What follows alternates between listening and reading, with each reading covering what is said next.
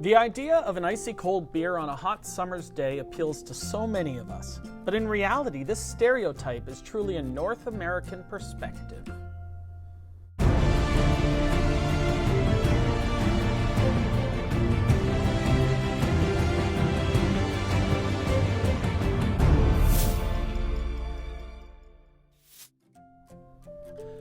Beer is drunk in so many different ways around the world, from the way it's served, to the temperature and how we toast, and even to the amount of foam preferred in a drink. England. North Americans traveling abroad to the British Isles have often commented on how warm their beer is, but it really isn't. There's a pervasive philosophy in the United Kingdom that different beers should be served at different temperatures, a perspective that is shared by many craft beer aficionados. If you want an ice-cold beer, your best bet is to order a lager, as other styles of beer are typically served at cellar temperature. Neither warm nor cold, cellared beers are served at around 10 to 13 degrees Celsius or 50 to 55 degrees Fahrenheit. South Korea and Japan. The culture of respecting your elders is so ubiquitous in South Korea and Japan that it even extends to how beer is poured. Firstly, you are never to pour your own drink in these countries, which is an act of politeness meant to create interactions between people making drinking a social event.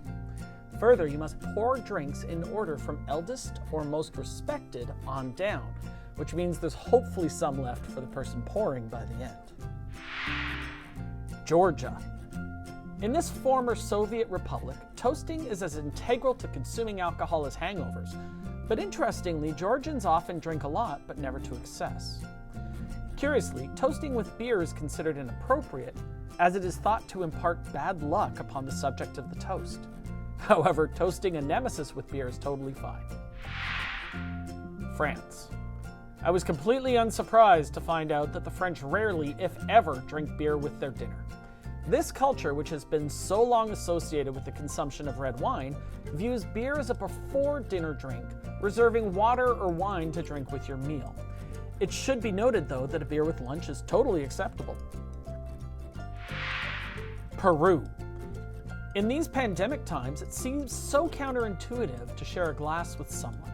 But in Peru, this has long been the standard for beer. Beer is typically served in large bottles with one small glass, and each person takes a turn drinking from that same glass, emptying it before passing it to the next drinker at the table.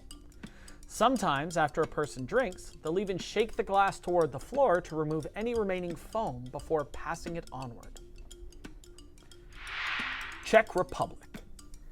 Citizens of the Czech Republic have, hands down, the most interesting ways of both serving and drinking their beers, and for many reasons that I'll explore in a future post. However, for now, it's just interesting to note that in the Czech Republic, there are 4 different ways to serve a beer. And forgive my pronunciation. Koktan, which is considered to be the British style, has no foam whatsoever. Ladinka, which is about 1/4 foam and is the most similar to a Western style. Snit, which is about half foam and half beer, with an inch left at the top of the glass.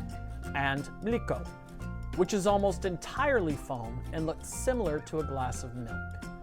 These variations on serving beer allow drinkers to continue drinking for extended sessions without overconsuming.